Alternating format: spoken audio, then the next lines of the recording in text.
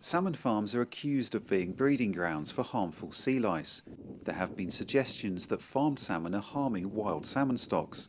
The fact is all salmon, wild and farmed, are affected by sea lice.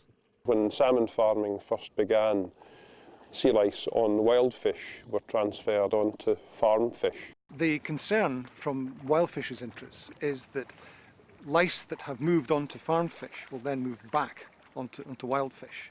The farmers do their bit in keeping the lice on the farm fish down to very, very low levels in order to minimise any problems for wild fish. It's our job to make sure that we monitor the lice very, very carefully to see how they grow. And the idea then is to treat the fish for lice using prescribed medicines to keep lice levels either at a low level or not there at all. In addition, a range of good management measures such as fallowing help to keep sea lice under control. Effectively, there's no host there for the lice. And once you've completed that fallow period, you can restock your farm and start again. There have also been accusations that escaped salmon breed with wild salmon. That's unlikely. Last year, something like 130,000 fish were recorded as having escaped, but only 251 of them were caught in salmon rivers throughout Scotland.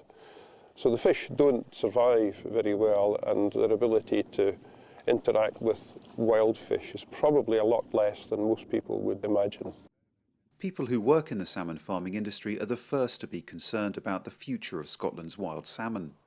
You must always remember that the salmon farmer are often very, very keen wild anglers and are just as keen to maintain very healthy wild stocks as farm stocks. We have to operate as good neighbours, and them having a healthy run of salmon in their rivers and us having healthy farmed fish is equally important. I think it's important to point out that over the years, when the industry has been accused of causing the decline of wild salmon and sea trout on the west coast, we need to look very, very carefully at the east coast as well, because there are no salmon farms, and yet we've seen declines of stocks there also. Over the years, the wild fisheries interests and salmon farmers and the government have got together to establish groups, area management groups, which look at all the issues surrounding wild fisheries and salmon farming.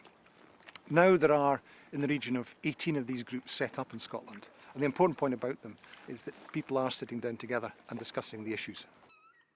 The fact of the matter is, when a well-operated, well-managed salmon farm is located in a beautiful loch like this, the ability of wild salmon to survive and thrive in the same environment is absolutely there. It's there.